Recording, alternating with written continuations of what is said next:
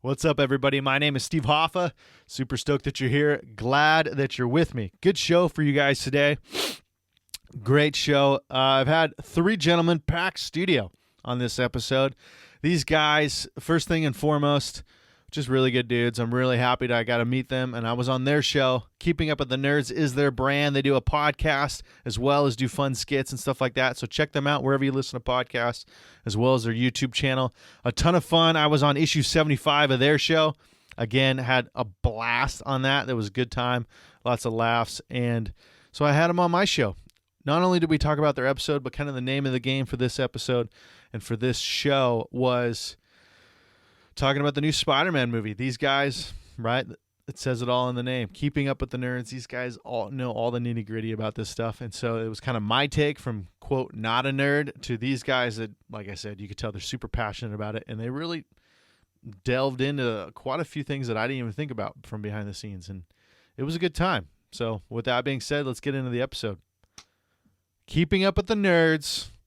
Rene, Bryan, and Nick on the Standing Still podcast. Ready? Yeah. Yes. Whenever you're ready. Standing Still podcast. My name is Steve Hoffa. Super stoked that you're here. Glad you're with us.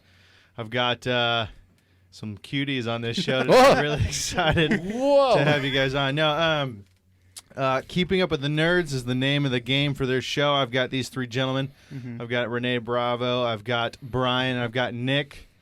Cool dudes. Went on their show a couple weeks ago. Definitely check them out. They know everything and anything nerdy. They discuss it, and they're just really cool guys. So having them on my show. Yeah. Thank you for having us. Thanks, man. Yeah, it feels good to be on another podcast. I know. And not have to worry weird, about almost. anything. We're Dude. just here chilling. Isn't it great? You just come in like the celebrities that you are. It's, it's so great. I mean, I already got yelled at by Rene over here because I'm like, oh, lower the lights just a little bit. He's like, yeah, on your podcast. I'm like, all right, my bad. Yeah, the whole time I'm setting up, and Brian's like, "Oh, okay, that's how you do that. Okay, cool. Okay." He's like taking mental notes. No, I have to. My mind doesn't shut off. We'd established this. Dude, I you know. did the prices right to all of his equipment. I was doing the same thing though. It's how because you're always trying to figure out how to be better, and you're like, "Oh, that's how you got to that solution. Interesting." You know what I mean? Yeah. Mm-hmm. We've already when we talked on your show, Brian's a computer. He's a battery. It's a battery. Yeah, he's right. Like just It hasn't debating. got any better, dude. Why do we even have to smile? That's great. What's the point of just human interaction, Emotions. dude? Just like if we could all just talk How to do each you other. have a in the computer. fiance? How did this happen? Dude, I don't know. Out of all of us, yeah, he's the one that has a fiance. I don't know how you convinced a woman to say yes. I picked the right choices, and there was like the dialogue options popped in my head. I chose, the right ones. Yeah, of course, you go into Put the all my game points mode. into charisma. This guy lawyered his way. That's what I'm hearing, right? Convinced the jury. I picked the right options. He convinced her she had no way out. That was it. 100%. No, but so the idea for the show, right? Obviously, we'll talk about your show first. Spider-Man No Way Home is what it's called, right? No Way Home? Yeah. Spider-Man No Way Home just came out. And so when I was on your show, I figured, hey, that's coming out in a few weeks. I'd love to get you guys on right after it happens. Because my take, I've seen most of the Marvel movies and stuff like that, but I wouldn't say I'm a diehard fan, especially Bryan. I kind of already got a snippet of what kind of Spider-Man fan you are and how you react. I was like, wait. How do you know this? Right. So Just listen to the podcast, man.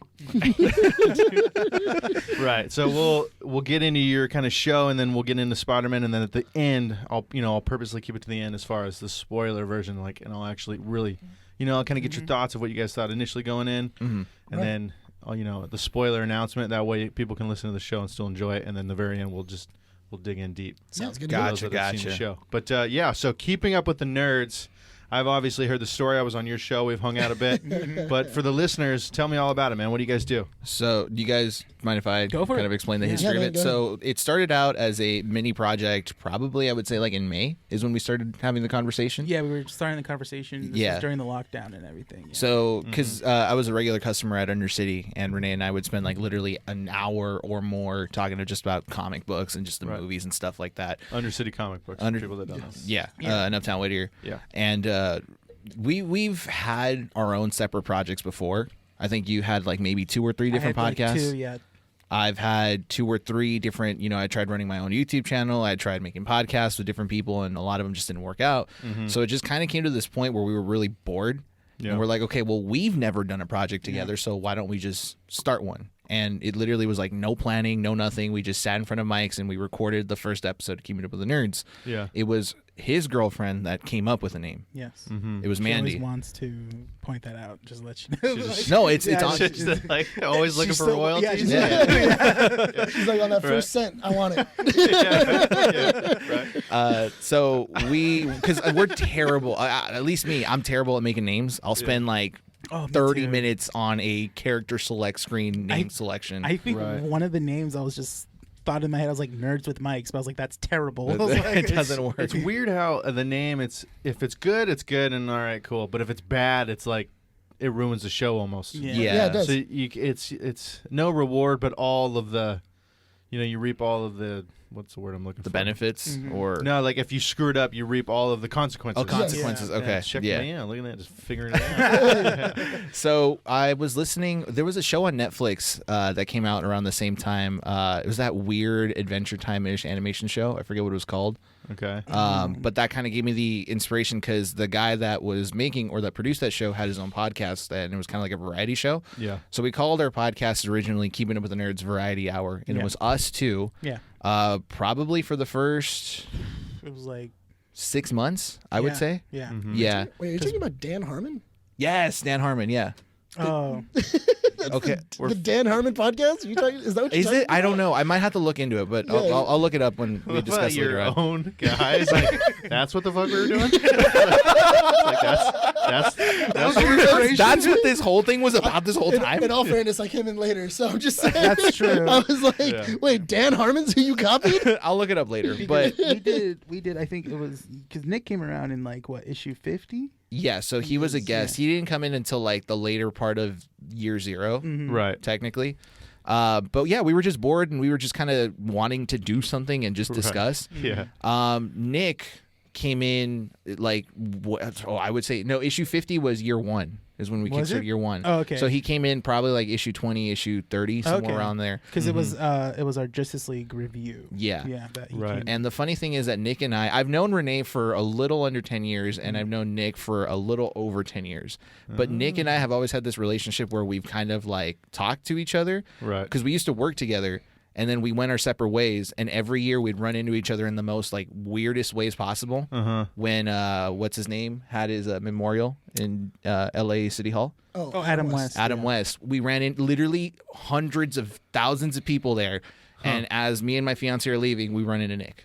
Okay. And I He's think always I there. think I was with my girlfriend at the time. yeah, it was- and when we invited him on the podcast, we ran into him at what's his name? What's the name? Frankenstein's? Frankenstein's. Hmm. Yeah, we ran into him in Frankenstein's, and at the time it was like, why don't you come on the show? Because you have your own, you run your own stuff, and we'd like to have you on. We had him on for an issue, and I think we spent like 2 hours afterwards between the three of us just talking because we wanted to expand at the time. Yeah. And so we told Nick, we're like, you know what? If you're like serious about helping us grow, we can bring you on as like a marketing manager. Mm-hmm. So I think when Nick came onto the show, we actually started giving ourselves roles because now Rene is social media manager, co-founder. I'm co-founder, lead editor, production manager, and Nick's marketing manager. Right. And so we've all split our ways and kind of just like formed what Keeping Up with the Nerds are kind of now, which kickstarted in issue 50 Yeah. June of this year. Yeah. June of 2022 or 2021, excuse me. What's cool is that you guys have those, because I think it would just, we talked a little bit when we were all hanging out when I was doing your show in the sense of, Yeah. since you guys have 3 cooks in the kitchen, it's great you guys have like, this is my corner. This, you know what I mean? Like Yeah. he's Yeah. doing We have social our media. stations. Yeah. Right. And it works for you guys, which is, because otherwise I think it would be crazy. Well, the benefit of it is that you do have, a lot of cooks in the kitchen, but you do have people that are, they have their own specialties, but Right. also people jump in to help everybody else out. So No, it's, for sure. and that really does kind of help out. It really does kind of work in that manner of like going like, I can't really think of a title for this name, or I can't think of, what activity should we do next, or what should we do for the next video. Right. Usually Bryan will, write our scripts for our skits, and then me and Rene will then destroy them, and then Just rewrite them ourselves. and then yeah. rewrite them on the fly, because Yeah. usually we'll read them and then because he'll send it to us during the week, Yeah. and we'll go, okay, cool, we'll skim it. It's like Right. we have jobs just like you do, everything Yeah. else. So it's more or less we'll skim through it. We go, yeah, it sounds good. I get the premise of the actual skit, and then once we get into doing it, as you saw, there's a lot of like, I don't think I would say that. Like, I don't, or that's not Yeah. how I would say this, or that's very wordy. I don't like that. And then you just hear Bryan go, well, just say it however you want then. Yeah, there was like a one line that he wrote that it was a long line, and for the life of me, I couldn't remember it. I was trying to just like really say how as close of it as I can, and we had to. It was like 5 or 6 times. The one with with I think I CC. got mad at you. I Yeah, just, yeah, like, you stopped- did get mad at me. I was like, yeah. oh, just say it however you're gonna say it. Yeah. Just as long as it makes sense, as long as it has the thing. I couldn't remember it. Yeah. So I think, or sorry. Well, I was going to say, right, so here I am, and I was congratulating you, too, the last time when I was there. I was like, you guys, it's a well-oiled machine, and it's a difficult thing to do. And you guys were like, thanks. And then, but as we kept going, you'd be like similar to what he's saying right now. He's like, why would you do it like that? Like, you guys always just shit on each other. Like, it works, and you guys have a system down, but you guys are just a room full of dudes at the same time. You know what I mean? That's the beauty of it, is that like we all, because that's okay, because if we kind of look at several different productions or like YouTube channels that exist out there, when it's YouTube channels or projects that are created amongst friends, one of the biggest things that people say is that everyone has a different idea, and it just all collapses on one another, and that's why those projects don't last longer than like 6 months to a year. Yeah. But if anything, this is probably the first thing I've worked on with friends that has grown and has the potential to keep growing, because we all build on one another. Like we all bag on each other like here and there, because we're friends, we're buddies, we can do that to each other. You honestly should have heard us in the rain. Yeah. while we were Oh walking. my god. I think we cursed like I'm pretty sure your neighbors are just like, who are those sailors that walked into Steve's right. apartment? Right? Look at those sailors. And you guys this guy's wearing a Star Wars Christmas sweater. Like, Tis oh, the no, they're not season, man. sailors. Yeah. They swear like it. Are we like the only nerdy people that have gone on your podcast? I mean, I know the only people that find like that's your identity. Yeah. I mean, obviously you guys are selling it, right? It's your whole It's, production is about like keeping up with the nerds. It's our shtick. Yeah. So I haven't had anybody. I mean, I know people that are nerdy and into stuff. I mean, dude, I can't take my eyes off his watch the whole time. I'm trying to figure out what it is. So I'm nerdy about watches. Like I'm nerdy about stuff. But as far as the cliche like comic book nerd, you guys are the only guys. But first of all, I think we all wearing the same exact pair of glasses. It feels like. I think we all have the same exact I thing. just noticed we're Perfect. all wearing glasses. Yeah. They're all like semi-rectangular black. I guess It's a style, man. It's a generational style. in all fairness, mine are blue. Fair enough. Fair enough. So I appreciate the originality in the room. No, but so that's what another thing I want to touch on. You guys brought up your skits, right? Which we did one. It's not out yet, or I did one with you guys. I would say. Dude, they're so much fun. It's so much fun to do. So we met when we were talking about it in our podcast. You were on issue 75, if I Yes, that's right, 75, issue yeah. 75. Sounds right. So we were talking about it, and the beauty of it, because that entire month was the first time ever where we had guests for a month straight. So for all of us, it was a lot of time was put into it, having to work around it and trying to make sure that we were all accommodating to our guests and making sure that we had the correct like mentality for it, the material that we needed to provide. But also in terms of like when we had our guests on, we didn't know how to kind of like interact with them to make them comfortable. So it was a learning experience for us, because we got to see how guests who have never been on a show before or who have never interacted with us get to kind of open up. And the beauty of the skits is that it allowed everyone to kind of say like, oh, well, I don't know how to act with these guys here. Including me. Yeah. And then, like, It was your it was- first time acting at all, huh? Yeah, pretty much. yeah. And then the moment like the camera went on and I was directing and Rene and Nick, were all acting, and, our guests were coming on there and they were just kind of like throwing their ideas here and there. They opened up. So by the time it came to like filming the podcast, everyone was just kind of having fun and being themselves and not being afraid to showcase who they actually are. For sure. Yeah, because when I think about you guys, right? So you're every week, before you guys had these guests on, I would imagine, so you have the same energy, right? Because you're having the same people on the show with you three. So you're always just trying to figure out how to get a flow. Like there's 3 constants, and you're trying to figure out how to optimize that, Yes. right? And then now you still have those 3 constants, but you just have some random like equation thrown in, Yeah, and you have to figure it out on the fly. Well, Yeah. the idea for the guests, like when you came on, was we were going to interview. We were going to let them be the star of the show, and then we were just going to pull back. And then basically whatever they were saying or however they were saying it, we were just going to try and make it funny. Sure. Or we were going to try and make it entertaining. That was one of the things that I had told one of the guests, because she even said, I don't know if I'm entertaining. I don't know if I'm funny. Maybe should I even be on the podcast? Right. And I told her, I go on the podcast, and it's our job to make you entertaining. Yeah. We'll make you sound a lot better than you probably are or anything else, and Right. just come on and have a good time. That's all we're asking. And sure enough, she came on. She felt really relaxed, and we went through it, and it was a great podcast. Yeah. Right. Is that the same guest that did the reverse Uno and Yes. interviewed us? Yes. Yeah. That was One- a fun experience. Yeah, because Really? I had That's a told, girl, right? Yeah. I had told Such a chick thing to do. I told. She's a great. She's a. I mean, should we just kind of say her name? Yeah, I mean, it's up to you, but I mean, it's on our. Yeah, It's on our issue, yeah, so yeah. it's issue 72. Yes. 73, 74, I'll 75, have to listen 72.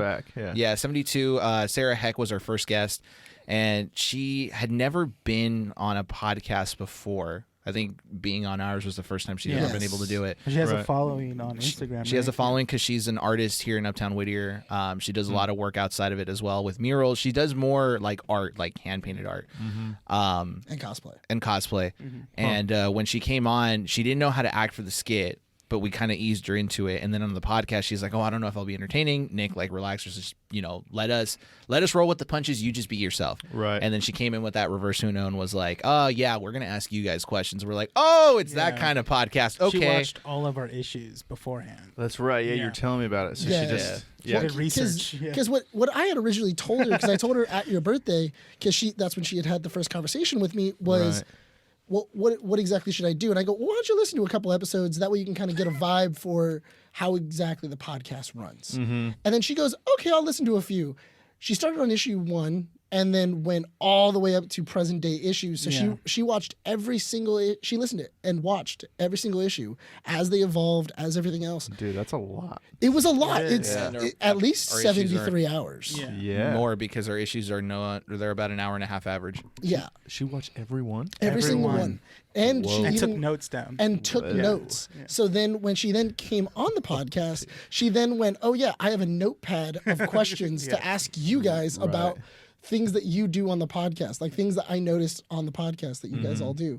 And that was not expected. I thought we were just going to talk about art and cosplay for an hour and a that was half. great Not because get she interviewed. jotted down like all of our mannerisms. Yeah. Or Things like that we say a lot, Or things that things- we say, yeah. Like what Glass, yeah. ceiling shattering effect, sound effect input right now. That would be so, especially if you're not expecting it. Yeah. Yeah. Because so there's the obvious of like, hey, you put these podcasts out there, so ultimately anybody you can meet, which depends on how often it happens, but like anybody can just like what she did, like do homework on you basically. Yeah. Especially depending on how much you talk about your regular life.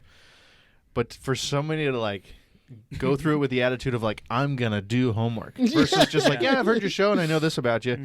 It's like, I'm gonna learn about you. You know what I mean? Like, I'm gonna study you. She Yeah. deep dove Right. like Yeah. yeah. So like you said, you're like, hey, we're gonna talk about you, and then she's like it would almost be. I mean, I would have a field day with it because it's just like, oh, I can't wait to just shit on myself for an hour. You know what That's I what mean? it was. That's basically what it what did she turned say into. about what is it that she say at the end of every sentence? Whatchamacallit?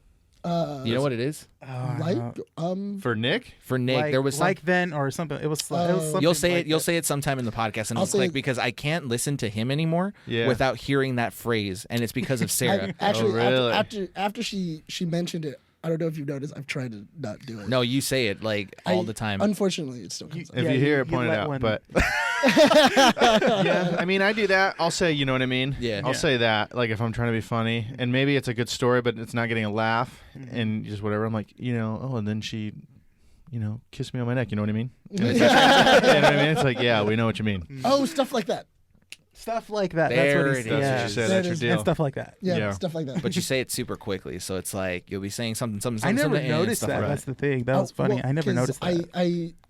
I've done it so that way I can tell that the conversation's dying. Mm-hmm. So then I transition and I try to change the conversation to something else. Yeah. and stuff like that. So then I'll say some and stuff like that. So we'll move like I was saying about this, and then I'll move on to the next topic. Yeah. And I didn't think she was gonna pick up.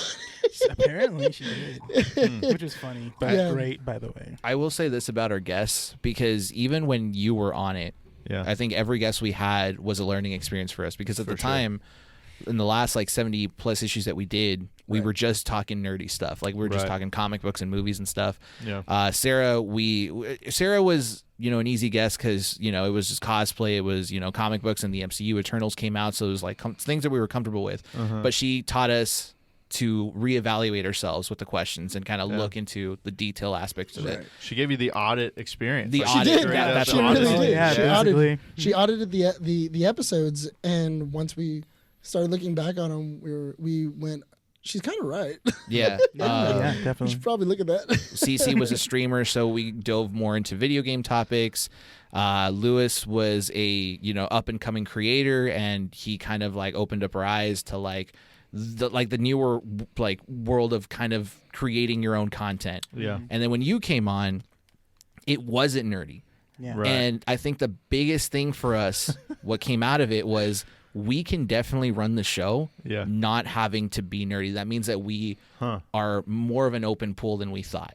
Yeah. Because I feel like a lot of content nowadays is like a one trick pony. Yeah. You do one thing and that's all that sells. Like Right. if I were to think about content creators, not to bag on anyone right now, because that's not the whole point. No, we'll do that later. But yeah, but like if I were to kind of think back of like creators right now that I see a lot of, like Mr. Beast is one of those big ones on YouTube, right? And if not to kind of offend him in no way, shape, or form, but he is kind of a one-trick pony, because if the money wasn't there, his Yeah. content wouldn't be good, Yeah. Oh yeah. right? Right. So you have that. You have your tech content creators like MKBHD or Linus Tech Tips, but they all have they've all expanded differently. Right. Smosh has kind of gone from the skits to more like, oh, we're going to do Smosh games and play board games, or we'll stream. They've done Smosh Pit where they bring in the crew. Right. I'm trying to think of other, even like Let's Players as well. They've kind of had to expand because they've realized that the kind of content they do doesn't last. Sure. So you coming in and allowing us to kind of speak freely about other different things, Yeah. it gave us that opportunity to see like, oh, we can survive more than what we planned for Yeah. with other content. It is interesting how, I mean, obviously your guys is definitely more niche than my show. Yes. But still, I think relatable, and what came to mind when you're bringing that up is like, just, as an individual and each for yourselves, and then also just as a collective show for you guys and for me as well. But like, the more you put out content, the more just hours behind the mic you get. You find your voice, you find kind of, what you're good at. But at the same time, you're trying to create original new content every week. And so it's really interesting, and it's a weird balance, because you're like trying to find new stuff, but you also have a flow and want to kind of, it's like, this is what I do. Yeah. It's such a hard line to find. It is. Do you know what I mean? Yeah. And I it's understand. Yeah. right, because there's sometimes I'm like, well, obviously I kind of have more guests, so it's easier to fall on that. Otherwise, it's not so much about me, but it is an interesting balance, right? Because you're trying to play to your strengths without also just keep doing the same thing. Well, I have to admire you as well for because you do have podcasts where you're by yourself. And Yeah. that's Yeah, hard. it is. Your episode 95 where it was by yourself? Yeah, I mean, I've done Yeah. a few. You've done it. That was a recent one that you You were even Yeah. talking about it on the show about I did I didn't have a guest, so I just did a podcast and I told stories about things that I was getting off my chest, things I was going through, or Yeah. anything else, and that's hard to do. Yeah. To talk for an hour and a half and just kind of talking to a camera and then go, all right, cool, I'm gonna release that and hopefully the world likes it. Yeah. I think I did that at one point where it was like one of my early podcasts I did. Yeah. And I couldn't find anyone or no one wanted to co-host, and I was just like, well, I got to put something out. Yeah. So I did the same thing, but I only lasted like 30 minutes. Yeah. It usually the ones by myself aren't as long because you're also like, it's a multiplier when you have more people talking because you can come up with an idea and you can go on it for a while, but then you have nobody bouncing back. Exactly. So you're just like, all right, next thing. So it's almost like, you know, for this is like a multiplier times 3 to come up with content. Yeah. Plus, you guys are easy to talk to because you have your own show. But like, you guys are good behind a mic. You know what I mean? Yeah. But like, dude, this chair, I swear, I'm already like.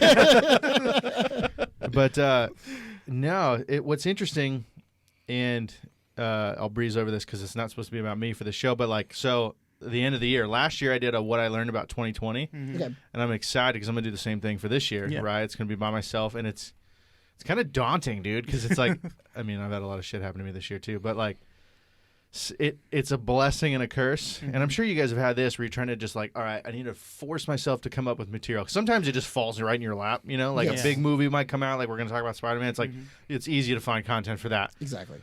But sometimes you're like, all right, how am I going to find content? And you really have to just like go through the day with the right perspective, or you have to just sit down and like really think about stuff. And it's very difficult sometimes, but it's also kind of forces you, and you stumble upon things you probably never would have figured out. You know what I mean? So it's cool. It's hard, but it's a blessing. Yeah.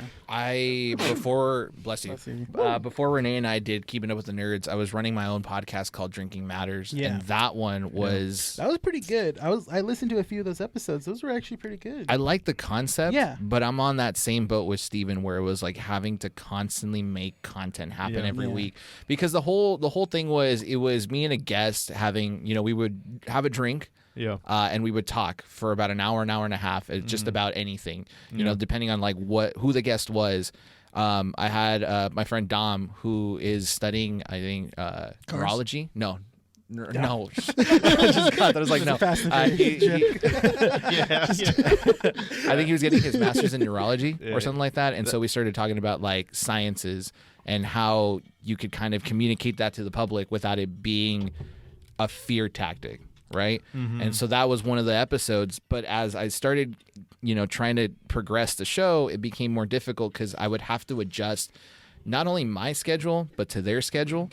Right. And I was afraid to do a show on my own. So that's when I hopped on with Rene and was like, maybe we should just go ahead and do something together. Well, because it was just like when Bryan would come in at the store, he's a customer and he comes in and we would just talk for hours. Yeah. Just talking about what movies came out, comic books, the newest comic arcs, books, and just either rant or we just literally just like have a deep dive into just like, oh, it could go this way, it could go that way. Right. And then when the shutdown happened, I was just at my girlfriend's house the whole time, and I think I messaged you. I was like, hey, because the store was going to open up again. I was like, hey, you want to do a podcast and stuff? Yeah. So that was it.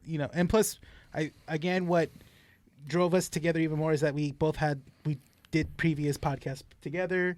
They ended badly, as of co-host wise and stuff like that. We couldn't. Yeah.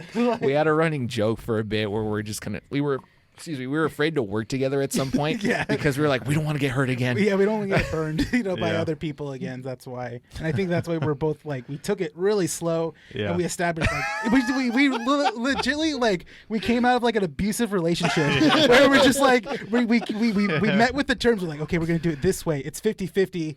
We both have to agree with everything and stuff like that. Before this can get any more serious, we have to establish ground rules. Yeah. All right. Yeah. Took you a minute before you held hands. Basically. Yeah, I'm picking up what you're putting down. Sure. So, okay, what do you guys have that's in the pipeline that's maybe coming up? What's exciting that's coming up? Well, we do have the skits that are coming up for that entire month with every single one of the guests. So Yes. I have a should be lot. coming out soon. I'm gonna put it this way: as lead editor, I have to work on everything that's out there for the brand or for the project, I would say. So I'm currently editing everything and releasing it out by the end of the year. So that way, 2022, we start fresh. Yeah. We're taking a 2-week break, but we're still releasing episodes. So we backlogged 2 issues. One is going to be a look back 2021 and what we've accomplished, and then this annual issue, because the way we label our episodes is through issues, like comic books. Yeah. And so when it doesn't match up, we'll label it as an annual issue. So our end of the year future look will be annual number 1, 2021. Gotcha. And when we come back, it'll go back to issue 80. Gotcha. So we have a lot planned. We've discussed. I don't think we can really talk about it comfortably. Not yet. Not yet. Like in terms of like what we want to do. But I will say that we definitely have bigger ambitions in terms of skits. Really? Actually, Yeah. like making skits that have a continuity to it, Gotcha. rather than Rather than Well- just short individual stuff. Yeah, like Exactly. a one-off kind of thing. Yeah, there was some talk about doing a short series. So hopefully down the pipeline, I'm hoping by the end of next year. Yeah. we can get Yeah. that started. in one of the I think it's annual number 1 that we're going to be releasing in 2 weeks as of recording this. We talked about what we have planned for the project, because I don't think we're not going to call it a project anymore. Right. We're more of like a production brand at this point, and that's what we're trying to aim for. Yeah. So we're definitely aiming to kind of expand and grow as content creators, and adopt different avenues. So it's not just podcasting. It's going to be script writing. It's going to be creating more content in terms of the skits, in terms of videos, learning new things on editing, getting better equipment. Right. The one thing I really hope we can do this year, which we didn't get a chance to do this year, next year that we didn't get a chance to do, was the podcast Olympics. I really wanted to do that. That was something we were coming up with. Yeah. So what exactly what we had thought was we were going to get a bunch of podcasters all together. We were thinking, you, a couple other people, basically the people that we had as guests, and a couple others. Yeah. And then we were going to do like just games. So we were going to do like, probably like Scavenger hunt. like a scavenger hunt, water balloon fight, Jeopardy games, Squid stuff Games. like yeah. Basically, this was Essentially, before Squid Games. It was actually before Squid Games Because we were gonna do this in the summer, but because the Olympics had just come out. yeah. Gotcha. So this was the year of the Olympics. Yeah. And Right. we were talking about it, and then scheduling for everything just didn't pan out. Yeah. Where Yeah. it was where we were trying to get scheduling on certain people were flaking, certain people were just saying we're not available, we're out of town. Well, That's so- a lot of schedules to get together. Yeah. Exactly. And then like the mask mandate kind of tightened up a little bit more. Then the pandemic kind of just everything was kind of going back to how it was. Then before opening up. we wanted to film inside of Uptown Whittier, so then I had to call Uptown Whittier and get them to approve it, because we were gonna be running down with cameras and we're gonna be having people run and everything else. Yeah. So I would have to have their approval. Right. And then they were like, "No, we're not letting people film right now. No. Unless you're Steven Spielberg, then you can film all you want." Apparently, yeah. Yeah, Right. but yeah, so there was just a lot of complicated things that were all trying to kind of we were trying to get to work out within, I think, like the week. I think we came up with the idea and we wanted to do it 4 weeks later. Within Yeah. a month's time. Yeah. But Yeah, I think we had like a month or like a month and a half that we wanted to like try and like plan and put this all together, and then not only that, but also still put out content, still come Right. out with skits, still come out with everything Yeah. else. It just wasn't gonna happen. Like It's tough. Yeah, it's with the thing where you have an idea for a skit or for an activity or for a game or anything like that you want to do with other people, Yeah. and you just have to let it go and go, hey, this isn't gonna happen. Like it's not gonna happen. It's a cool idea, but maybe we can do it next time. If you look at our early stuff, you can see where me and Bryan started certain projects, but we kind of just like let them go. Like Calls Yeah. of the Multiverse, remember that? that was a fun bit. That was fun, but we couldn't come up with content fast enough. Yeah. It was hard to do. It's Yeah, hard to do. it was because the bit of Call of the Multiverse was that like we would call people from different like Right. fandoms and stuff like that within those universes, and then one of us would have to do a voice or Right. a character on the phone, and it just Some of those killed. I don't know some of if those I- were funny, but like Yeah. we were coming up with more ideas, but then we couldn't really put them out fast enough as much as we wanted to do them. That's the thing. Right. Another one was when we reviewed every single episode of a Disney Plus show, of a Marvel show. that got real complicated because we couldn't shorten our videos down to 15 minutes. Yeah, because So editing those videos was just like that's the thing. complicated. Brian's, like he said, he's the head editor, and he's the one that makes all the videos and stuff. They make them, they're really good and stuff. But again, Right. he has a job, he has a life, and he can only put out what he has time to put out. Exactly. You know? So that's why we don't push him either as well too, because Right. we understand where Yeah. putting in all that time. I wonder if you guys could relate to this, right? Because this is what comes into my head hearing you guys talk about that. Is so you go, okay, because consistency is key in this game. Exactly. Yeah. So you go, okay, we can do, an episode a week. That's what mine is, or whatever, I think you guys do one episode a week and then skits here and there kind of thing. Whatever we do for the month. Yeah. Right. We usually do at least one episode. So we try to at least have two uploads a week. Mm-hmm. Oh, One I to see. two- So you one to do two like one uploads. podcast a week and then maybe something else. Yeah. Like maybe a skit or maybe a mini cast, or we'll do like a little short or whatever it may be, but we at least try to stick because of the algorithm. You Right. need to be consistent and you need to be uploading, because if you're not uploading on a regular basis and consistently, Right. the algorithm doesn't care about you. Yeah. And so Yeah. so if you're not posting consistently, and also you have to be posting at the right time, you have to be doing everything else, or else the YouTube algorithm just goes, that's nice, you uploaded a video. And especially for an hour and a half video, Yeah. an hour and a half video is not treated nicely on YouTube. They Right. automatically throw it straight to the bottom. So Yeah. then that's where our skits started coming in, because those are and then that's why we try to keep them like to 5 minutes, because 5-minute videos get bumped up. Right. Especially with the certain tags and everything else. Also, if you do the mini casts where it was like, oh yeah, we're only going to do a 20-minute podcast, those get more favorably popped up. So basically, what we've been doing is we've been making videos that'll then lead you to the podcast. Yeah, it's like trying to grab an audience from anywhere. I get that, yeah. Because you do the same. You put little clips of whenever you put Right. out an episode, you put out like a little clip from put a reels. certain like a conversation. And stuff. Right. Yeah. So it's basically, however, like a cool chapter. Like if we talked, like my last guest, right? He talked about getting on the Tonight Show for the first time. It's like, that's a great 8 minutes on its own. Oh yeah. So that's absolutely. a clip. You know what I mean? So, but you're right. It's to get you to listen to the whole show. Mm-hmm. Because you're not going to make money off of clips. You're going to make money off of people listening and watching the whole thing. Absolutely. After the show, remind me, I want to talk to you about that kind of stuff. He's like, I need to pick your brain. Yeah, it's so hard to gain any momentum. And No, it's the most frustrating thing. You're like, this is great content, and nobody's fucking No one's watching seen it. it. And that is the frustrating. hard. That's the hard thing, is that we really had to work with those limitations. Right, and it's all algorithm. Yeah. Yeah. It's so frustrating. Yeah. Yeah, the YouTube algorithm is like the most frustrating thing Yes. to try to keep up with. And the biggest thing is you have to basically add tags onto it in order to then get attached to bigger streamers or Yes. bigger somebody else that was either talking about the same thing or anything else that would then recommend it, because you liked this, now you'll like this. Right, you're trying then- to tail off of that. Exactly. And that's It's annoying. it is. It really is, but unfortunately that's the game we're in. So I the know. data's annoying. That's the thing. The data, looking at data is the most difficult thing to look at, because if you're not hitting your numbers, Yes. you're going to feel discouraged. Yeah. But there was a video that MKBHD released with Mr. Beast. Now I'm going to build him up, because I know I said that he would have been nothing without his money. It was like a 20 questions video, and he said something at the end of the video that was kind of like, it hit me hard. And he said, you're crazy until you're successful.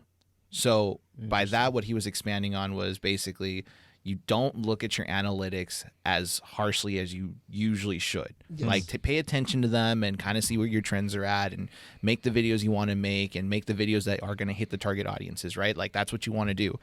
But if you feel discouraged because, you're not getting the attention at the moment, or, it's not the best video, and people are going to look at you and be like, why are you making this kind of content? Right. They're going to call you crazy until you make it big. And once you make it big, then people are going to call you a genius. Right. Because this guy literally started, with videos where he was saying Logan Paul's name 10,000 times or something like that, or saying PewDiePie like 1,000,000 times. That's how he kind of started off. Interesting. And then from there, he went from like 1 million subscribers to like 80-something million now, Yeah. within a span Wow. of like 4 years. Wow. So, it's good advice to kind of see it that way, because, that's kind of where Nick is most helpful amongst the three of us. Because Is Brian that will look at the analytics and go, we lost like 3 subscribers, and I'm like, that's fine. he's the numbers guy. He's That's the numbers fine. guy. We- And we- so, Go. We didn't need them. They were bots. yeah.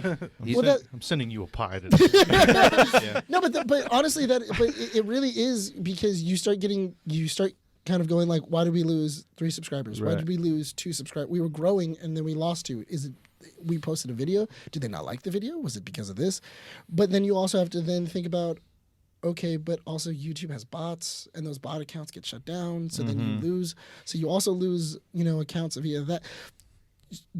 You shouldn't worry about your subscriber count dropping unless it's a large number. Unless you got 10 to 20% of subscribers dropping, then most likely then you did something wrong, and they're not agreeing with you. If you're seeing it drop ever so slightly, 1, 2 numbers, everything like that, right? It's not a big deal. Well, you also got to think of it as like a big YouTuber aspect as well too. Like they have over, like PewDiePie has over. He's the first one to hit over 100 million, so he's at like 110, I think. But I'm assuming so insane. I'm assuming he has like less than like 0.1% of people that just constantly just like unsubscribe to him sometimes. For sure. They were, what his biggest critique is, he's got like over 110 million, right? But his videos average to 1.4 million views. So he's only hitting 10% of his market. But it's all analytics. The whole point of it is, like, as content creators, do what you want to do and be happy with it. Because at the end of the day, if you're not happy making the content you're making, then what's the point of doing it? Yeah, 100%. Because we've been at it. We always do a refresh. I think that's the kind of like the trend we're going towards. We do a refresh every anniversary. So we were technically, the first year we did our podcast was year 0, because that's when we all came together. And then year 1 kickstarted June 2021. And year 2 is going to kickstart June 2022. Right. So I'll say this comfortably, that amongst the 3 of us, we haven't gotten bored and we haven't gotten discouraged at all. I feel like when it comes down to it, the only discouragement comes in when we're really busy with our lives outside of what we're doing right now. Right. But every time we come together, it's like, okay, well, we know what we want to talk about. We got nothing. Great. We'll just kind of, shoot the shit and kind of have fun with it. There's a lot of moments where we're all just kind of going like, no, it's fine. It's only 2:00 in the morning. We'll be fine. I think the longest I think we were ever recorded was what? Yeah, like 1 a.m. 2:30 in the morning, and had to work at 5 in the morning. It was like 2:30, almost 3, and then he had to still go home and get some sleep for 5 o'clock in the morning to go to work. And I think that was when we were doing the Halloween skits. Tales from the Nerds, my story, or your story. Yeah, we were doing mine, and that one, because me and Rene were talking about it later on, and then as we were talking about it, Bryan goes, "It should only take us an hour. It should only take us an hour to do this." Me and Nick looked at each other. We're like. He goes, "It's only gonna take us an hour to film this," and then I literally looked at Rene, and I'm like, "In no way, shape." There's no way in hell that this is going to take an hour. Yeah. Easily, this is going to take 2 to 3 hours. Yeah. Bryan is really helpful right now. He's very hopeful. He's very hopeful. We're gonna, because we had to go to 2 different locations, film. We had to go pick up his fiance who was going to play the serial killer that was going to murder me. We had to then. Who signed her up for that job? She did. She did. Oh, okay. No, she volunteered. She legitimately. She volunteered? She volunteered. Okay. She wanted to play the part. Okay, I had a totally different thing going through my mind. No. He was like, "Oh yeah, you remind me of a serial killer, babe. Get in there." I think the whole joke was because she's really tiny. She's really petite. She's like and she's 5 foot. Yeah. 5 Gotcha. foot. She's very sweet. Yes. And when I first came up with when I first told Bryan the idea was that, what if there was a serial killer that you wouldn't expect to be a serial killer? Right. You would never expect her to be menacing. Yeah. And that was a really fun night, just because I kept telling her to play with the knife. So there was a lot of elements in that night where, because at Bryan's house, it's not too big, but then he also has a dog that barks a lot as well too. So there was Did I credit you as animal handler? No, you didn't. Ah, dang it. Yeah. didn't. But so basically, I had to like stimulate his dog Joey, just like Hold constantly. on, wait, hold on. We'll call it stimulate. That's a bad word. He pet the dog and played with it. No, I had to pet him and then like also just like keep him in the general area as well too, because he always wanted to see what you guys were doing in the bedroom and stimulate stuff. there. You're a fluffer, dude. Yeah, it's a fluffer. Yeah. Veterinary fluffer. Yeah. I got you. I'm picking up what you're putting down. And then also We're gonna get a call from PETA. and then also, we had to you were trying to ease in Andy into acting as well too, while Bryan was yelling at her. Like, yeah, it wasn't. No, So no. You're making it sound okay, worse than what it is. No. It's not as bad as that. Essentially, Bryan is getting frustrated because he's telling her one thing, and she does completely the opposite thing. And Okay. and Bryan, I know, especially when he's tired and it's 2:00 in the morning Yeah. and he knows I have to be at And he work has in to- 3 hours Yeah. and I still need to sleep and I still need to get these guys out of my house. He gets very short-tempered where he's just like, we just need to finish it. Like, we just need to get this done and we need to get it out. And at a certain point, I started talking to Andy, and it wasn't helpful because she was a little awkward about like holding a knife. You know, oh, like, what do I do with it? And then I was like, Andy, touch me with the knife, you know, like string it across my face. And then all of a sudden he goes, no, why would we do that? Why are we fucking around with a knife right now? Yeah. And I go, Mind you, that was also the week about that whole Alec Baldwin yeah, thing too. that That just happened. it had literally just happened.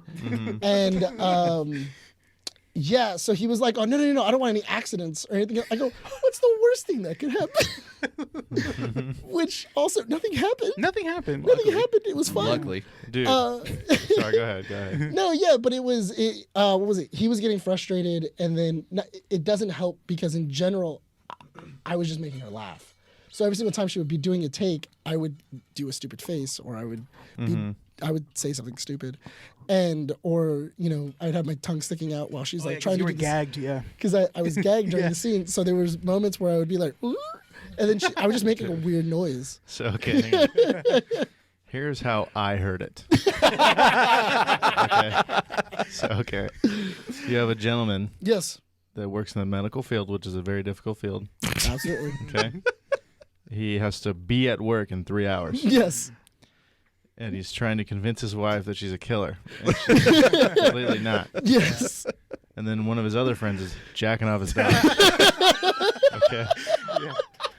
And then there's you that's just like fucking around. Is that what I'm hearing right now? Is that an accurate? I like your version better. I think your version is probably a lot better. That's essentially what was happening at 2:00 in the morning. That is rightful cause for a massacre in his own house. Yeah, I'd be just as pissed. I'd be like, just stab me already. Quit fucking with my dog. Like, I'd be so pissed, dude. But it was really funny, and then like she would laugh, and then I would laugh, and then he's like, "Oh, well, great. Now we have to go to 1," and then we have to start all over, and then she'd go, and then me and her would laugh, and it would it was, Proudest moment, right? oh yeah, dude. I love getting Andy. I love cracking Andy up. Right. It's fun. And when you just look like absolute trash when you go into work the next morning, you're like, oh, yeah. Oh, dude, And there's the this amount of- sweet girl like, "Did you have a long night?" And you're like, "Yeah, we'll just keep it at that." I really don't want to explain my night right now. The amount of caffeine, man, ingested on a daily basis is insane. Yeah. Especially on I hear podcasts. that. Yeah. Yeah. Okay. So is there anything else you guys want to shout out on your show before we get into Spider-Man? I think the last bit to just kind of end our little story is we're very thankful for the support we've gotten so far. It wouldn't have been, we wouldn't be where we're at if it wasn't for Andy, my fiance, who just lets me work on this the way she does.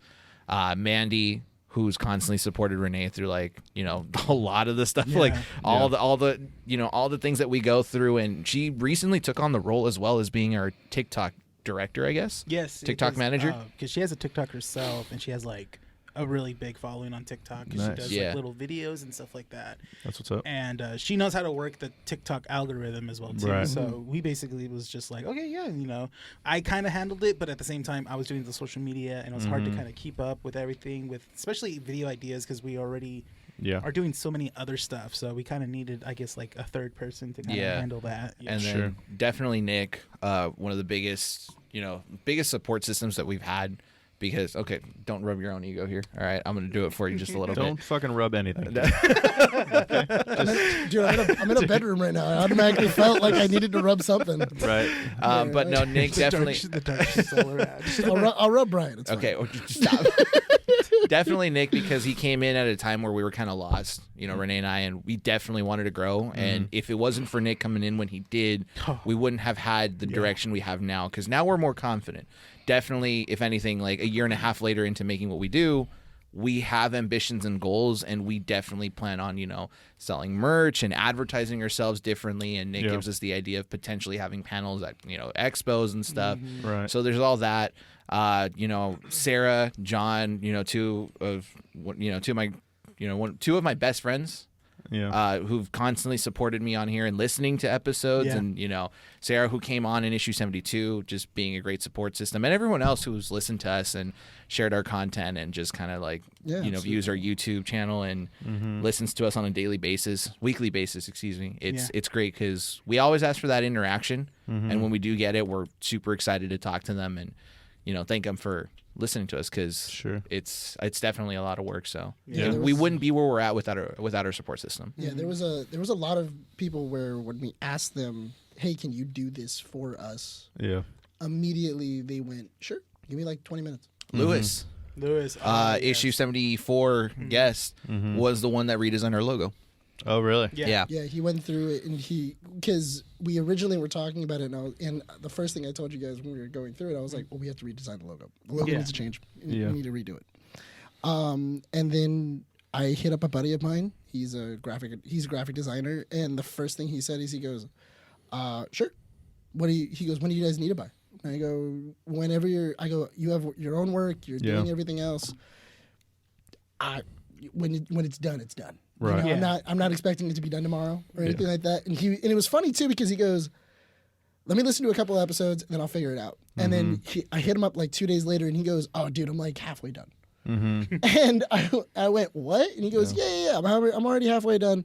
Don't even worry about it. I'll have it for you by the end of next week." And he sent me over the first image of the actual logo. And I was like, "Oh, dude, this is perfect. This is exactly what we were talking about, and this is exactly what we were looking for and how it was going to look." And I sent it to the guys, and the first thing I just got an immediate, "This is amazing." And another person is Terrence Kalaskin, because he's the one that did our music for what was it? He did our music for the mini casts. He has that. We have like a nice little 8-bit soundtrack now for our mini casts. And I asked him real quick, "Hey man, you make music? Can you how much would it cost if to do a thing?" And he goes, "Oh man, I actually have a beat that I'm not using. Hooked you up.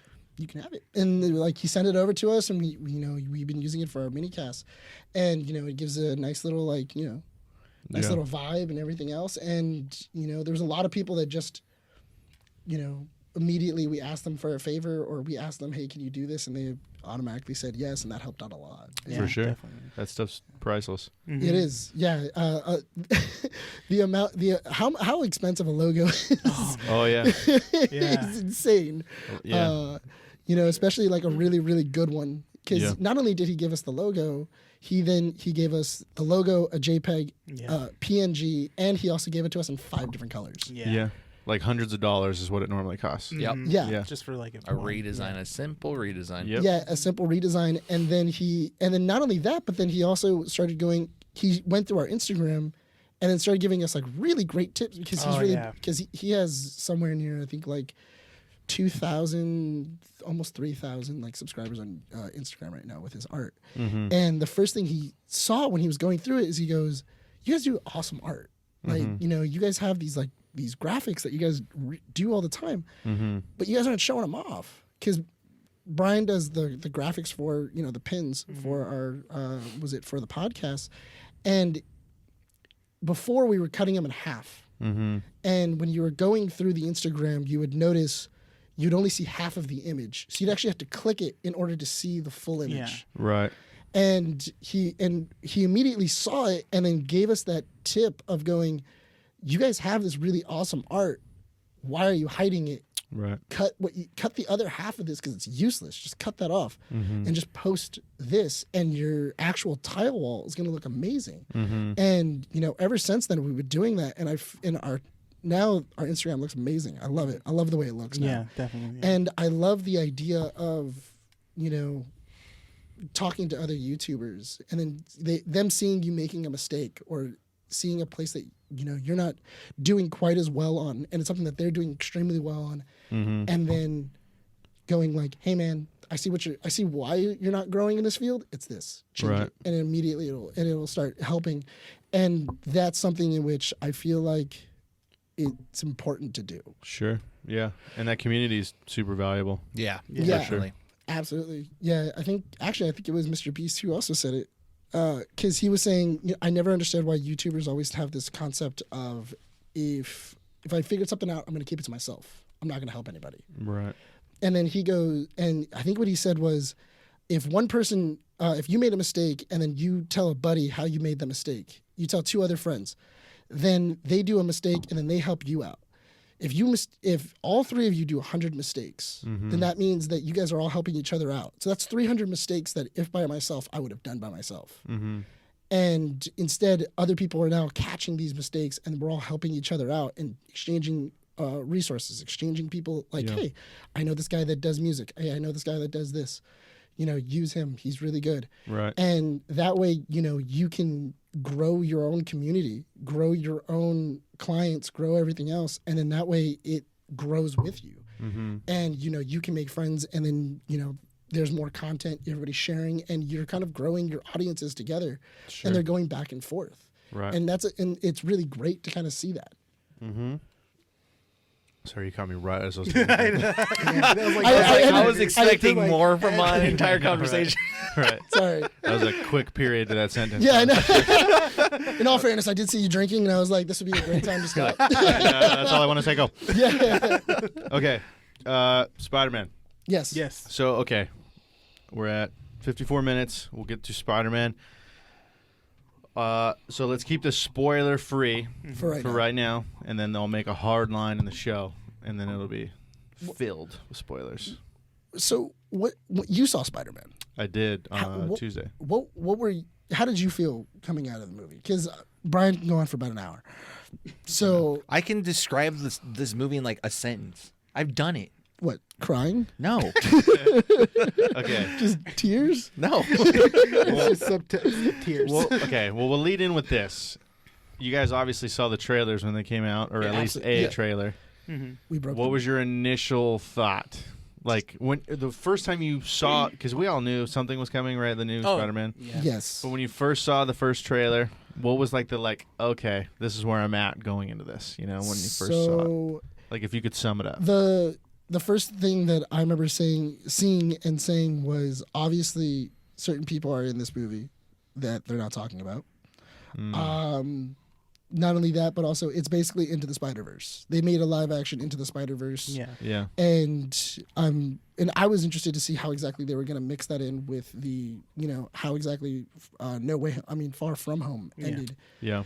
And yeah, that was kind of like where I was going, where it was like there are definitely things that they're not telling us or they've edited out, and we'll see it closer to the actual movie coming out. For sure. The trailer, I think, when we all initially saw it, just gave us skit ideas. Because we made a skit where, because the one thing that we were making fun of, now you remember? I remember, yeah. So we were making fun of how this Spider-Man movie was the worst kept secret in recent Hollywood history in terms of like how big it could actually be. Yeah. Because Kevin Feige said originally he was like, there's no trailer. there's nothing. Yeah, I'm not going to show any trailer. Mm-hmm. We just have to go in when the movie comes out. Dude, I'm seeing the nerd effect already. I'm just sitting here like in a hurricane, like nailed with nerds. Well, Okay. But Brian, go ahead. You keep going. Yeah, so initially we were just kind of like, this is the worst kept secret because, so for me personally, I was in disbelief. I said, I know what to expect. Right. I just don't want to believe it. So the mind knew what was happening, but the heart was like, don't believe it because you don't want to be disappointed, right? Yeah. Mm-hmm. So when we all got together, Renee's kind of on that same boat with me where he's like, I don't want to know spoilers, but if they just come my way, if they so happen to fall on my phone, sure, why not, right? Yeah. Nick over here was just like, oh, trailer got leaked, sure, why not? I'll take a look at it, and was like the first one to know all these different things. So there came a time where certain images were out already, and I was just kind of like, okay, well, why not? They could be fake, right? The funny thing is, because we have a group chat between the three of us where we talk, and we'll talk about the things that are coming out throughout the week, and also we'll bullshit. And there was at a point, images came out for the movie that were supposed to be spoilers, and then just leave it at images. Yeah, there was images that came out, and then the first thing that happened was Rene messaged the group and he goes, "Did you guys see the images?" Right. And then Brian goes, "Don't even talk about it." And I went, we'll talk in a separate chat. Yeah, I already saw them. So I'll link them to you. Hold they on. knew the images. Yeah. But my mind was like, okay, how can I make this into a skit? Right. So we made a short skit where Sony hired an intern that was in charge of marketing the movie, and he was the reason why the leaks were happening. Oh. Because I remember coming in that day and we were making fun of it because we were like, dude, there is an intern at Sony that just got fired. Yeah. Hard got fired because it was for the Eternals and also for Spider-Man. Because Eternals released at a weird time. That trailer came out at like 11 p.m. at night on like the weirdest day So possible. it was an like accident. yeah, it felt like an accident. It didn't feel it didn't feel natural What because it felt like is that when you're putting up videos on YouTube, like it felt like somebody forgot to click the PM instead of the AM Oh, I on see. the video. So it came out at like I think it was like 11 p.m. Like 11 p.m. instead Pacific of 11 time. a.m. Uh-huh. So it was randomly up in the middle of the night on like a random Monday or Tuesday. Kind of a baller move. it's a very baller move from a production standpoint because it's kind of like you're either going to be one of the first ones to watch it because you guys are staying up real late, or you guys missed and suck it. But the problem was that nobody knew that it was going to be up. So all you had was just all of these news networks just going like, Eternals is up, Eternals is up. And then immediately that's what happened is that like there was a bunch of YouTubers that were just like, why is this up right now? Like, why did it come up right now? Okay, whatever, let's review it. And they went through the whole thing. We were talking about it and we were like, there's an intern at Marvel that didn't click the right button. Right. And that's what happened. The thing is that Possibility. Marvel is very known for keeping everything lock Yeah. and key. Hush. And Yeah. like not No trying, spoilers. no spoilers, no, you can only show this much. You can't Yeah. talk about this. Yeah. So to have that happen was really kind of off-putting in a way. Yeah. So Okay. So first trailer comes out, and this is my first thoughts were a couple things. Sure. First, it was like finally and obviously like how long everybody wanted this to happen with Sony being weird about Spider-Man Forever, and then because they own from the original ones, and then Marvel, blah blah blah. It was like, yeah, you're just sitting on a mountain of money by combining the two people and the Absolutely. blah blah blah.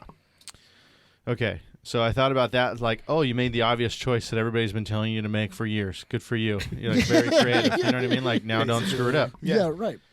2 was the movies haven't been back since the pandemic, right? They tried with 007 and it for sure lost money. There's no way they made money on that with having to prologue it, and then it was supposed to be a worldwide. Like, there's no way they got at least what they thought they were going to get. It made its money back, but it didn't make as much as it could have. For sure. Yeah. Well, because the thing is about these movies as well, movies that were going to come out before the pandemic had this. They already spent a lot of money. They spent millions of dollars in advertising and marketing, For sure. and doing all these other things, and then just for everything to close, Right. and for for people to go, we're not going to the movie theaters anymore. Everybody Right. stays home, and then they realized, we can't do anything. Right. Like if we release it on digital, we break a lot of contracts. Yep. And that's what you saw with Black Widow, Right. because that one wasn't supposed to be released on digital because part of Scarlett Johansson's contract was she also got she got a cut of how many people went of box office, which then the box office was reduced because it released Black Widow on both Disney Plus and also Right. in the theaters same day. So immediately she went, hey, you cut it in half. Right. That's why now, if you notice, it's 3 months. So like Shang-Chi comes out 3 months after Shang-Chi released inside of theaters. Most likely Spider-Man will release somewhere in 3 months. No, it won't. There's no way in hell this movie doesn't come out somewhere. that's why they're working on They're working on the deal. The deal to have Sony on Disney Plus. Yes. Sony movies on Disney Plus. Sorry, our nerd show. Right. Well, so here's my thing, right? There's been so many like releasing, and to me the movies are still not back to where they were 100%, right? It's still not back. Yeah, it's true. In all fairness, this movie, Spider-Man, definitely felt like a pre-pandemic. Yes. So movie. because here comes this thing, and it's like, it's going to be big. You could tell they have a lot of people on it. You don't know how many people yet because it's just a trailer and nobody knows the spoilers and blah blah blah. But it's going to be big. They spent a ton of money on it. They've been sitting on this thing, and then they said only in theaters. And to me, that was such an ego stroke by Disney and Marvel to be like, we make such good shit that people don't give a fuck, and we're still gonna make money. Like, you can come to the theaters for our shit. Mm-hmm. That was the first thing that came through my mind. It was like, we're gonna we don't give a fuck about your pandemic. Like, people are still gonna come and see our shit. Not only that, but also they released the release date for this after Matrix was already released, Kingsman was already released. There was a lot of movies that's coming out this month, So and they went, yeah, cool, we're gonna put it right in the middle of this, and we do not just care. big dick energy. Like, we're gonna swing at the biggest guy in the bar. Like, we don't give a fuck. That's how I saw it. This is gonna be the movie that everybody's gonna go see. Yep. It does not matter what comes out. Yes. The Matrix is out. It does not matter. Right. People are gonna go watch it. Kingsman's gonna come out.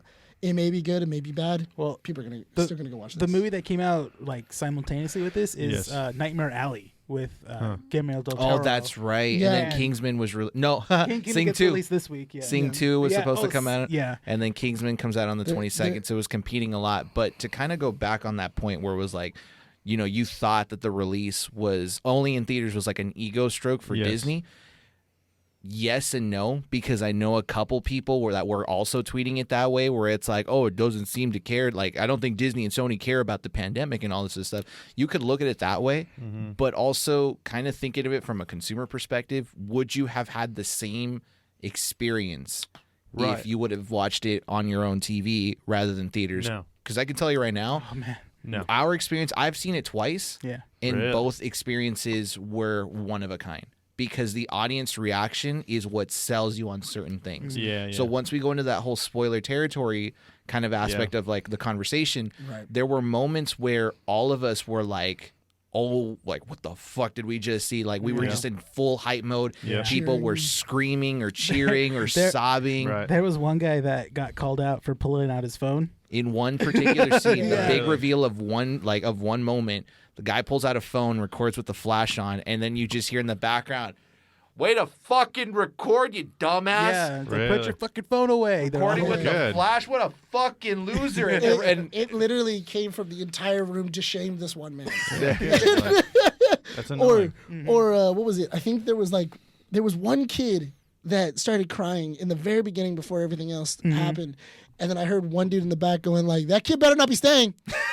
and then you just heard, and then we never heard from that kid again. I don't know if mom muzzled him. I don't know what happened, but like we started hearing like a little bit of talking or like a little bit of crying right before the movie started. Did not hear that kid for the rest of the night. Yeah. Did you? Okay. Last question, and then we'll get into spoilers because there's a lot to unpack. Basically, yeah. Okay. Did you meet your expectations? why do you look at me like that? Well, Brian's the big Spider-Man guy. Brian's the Spider-Man fan. So for me personally, I've never had a movie leave me as destroyed as this one did. Destroyed? In a good way. Destroyed in a good way. Yeah, I was so emotionally torn. I know what route you're going in your head right now. Like just got embarrassed, huh? Yeah, okay, I'm picking up what you're putting down. He looked like he just walked in on his parents doing it. So no, you're not explaining this correctly because you got called out. What you mean. You got called out. Because what do you mean when? At the end of the movie. Because at the end of the movie. Such a married couple. At the end of the movie, I couldn't say 2 words to save my life. That's what they said before. They said you couldn't even talk. No, I couldn't talk. So the movie just ended. Waiting for the towel. So this is what my perspective. He's sitting there. And he's staring at the screen still. So the movie's over though, and we're kind of like all getting up. He just puts his mask back on and just like goes to the bathroom, and I have to go to the bathroom too after the movie. And he just kind of like brushes up against me and just goes like this, and I'm like, "What do you mean?" And then after I get out of the bathroom, he's already out of the theater. Just need introvert time. Before we walked out of the theater, we were all sitting there because, of course, mid-credit scene, end-credit scene. Yeah. And my fiance looks at me. She's like, "Are you okay?" And I was just like, no. And then Nick's trying to talk to him, but I literally stopped Nick. I go, like, give him a minute. I was like, you didn't say just give him a minute. Give him a fucking minute. Right, he needs to smoke a cigarette. Honestly, that's really what it felt like because like because you wanted to mess with me. I didn't want to mess with you. I wanted to talk. I hadn't talked in 2.5 hours. That's hard for me. His most vulnerable moment. Just take advantage of that. No, because I turned to Rene and then immediately I I went, oh, it was pretty good. Yeah, like, it was really cool. It was, Yeah, we're like, that's so it was awesome. cool. Like, oh yeah, how'd you like it? And then I immediately turned to him, and then I just see him, this like mess, just a mess of a man, just like His eyes are still just red and glossy. like this, eyes glossy, and I'm like, a good Okay, or can bad we thing? stop? Yeah, Because no. I'm gonna start crying again. Because I'm really tired. because I looked at him and I went, what the fuck happened to him? Like, did It's I someone, like what happened? Like beat him up and then like told him the worst thing possible. I know. This is good or bad? Yeah, it's good. No, Okay. that was his so you reaction. thought it was to just good. that good. Okay, so Okay. we should put it out there. When Brian watches movies that are like deep, like into Emotional. him, Yeah, it dude. takes a lot out of him. Like when we watched Venom 2, the Oh, end credit yeah, I scene. was You're the a only super person. fan for He's sure. a huge Spider-Man. Anything that's to do with Spider-Man, Gotcha. that's his boy. You Yeah, know? yeah. So it's just he fully experiences the movie and stuff, and he just takes it all in and stuff like that. Yeah. That's what I told Nick. I was like, give him a minute. He And legitimately stuff absorbed like this that. film. Like, yeah. And stuff like that. That's the thing. And stuff like that. That's what you say. Sorry, it just caught me off guard when you said that. Yeah. Okay, yeah, but yeah. So yeah, Renee's Yeah. right. And both Yeah. you guys, Renee and Nick, you guys both liked it. I loved it. I loved it. Here was That was my so, yeah. That was a huge loop around just to say Brian liked it. pretty much. Yeah. Yeah. No. 15 minutes. I really did like this movie. I think of the Marvel Spider-Man movies, this is definitely the best one. But it does, sit heavily on the back of the previous two. Yeah. The previous 5. Because you have all the other previous, Spider-Man movies. You also have you have all 5 of the other ones, and plus also all the Tom Holland ones. But honestly, it really does make me kind of go like, oh, Tom Holland is, if not one of the best Spider-Man, the best Spider-Man that we've definitely had. And it was a solid movie. I've already seen it. I've seen it twice. I've enjoyed it both times. Yes. And yeah, I would recommend going and go see it if you haven't seen it yet. I don't know who hasn't. I would say that this is one of, for sure. I don't know if I'd say the most, because Infinity War was fantastic as far as story and everything like that. and That's just true, Character yeah. development. Just as long. It's Yeah. just as long. Yeah. But it's not a typical Marvel movie, I'd say, where it's just like pretty good and it's entertaining and there's a lot of action. And there is that, but it's fantastic character development and story. Like I didn't see what was happening. Most of it, I would say. Brian's judging me hard. No. It's just I have there's something in my head right now that I want to say, and as soon as you shut up, because when the spoilers talk come in a out, I'm second. talking first. Yeah, fair enough. But like, you get what I'm saying. There's a lot going on, but it's very creatively done. Yes, Exactly. what I would say. Honestly, the first thing I thought when we were leaving the movie theater that day was DC has a hard time kind of working with this, just because Spider-Man is already kind of bringing in these characters with like Doc Ock and all Right. these other characters.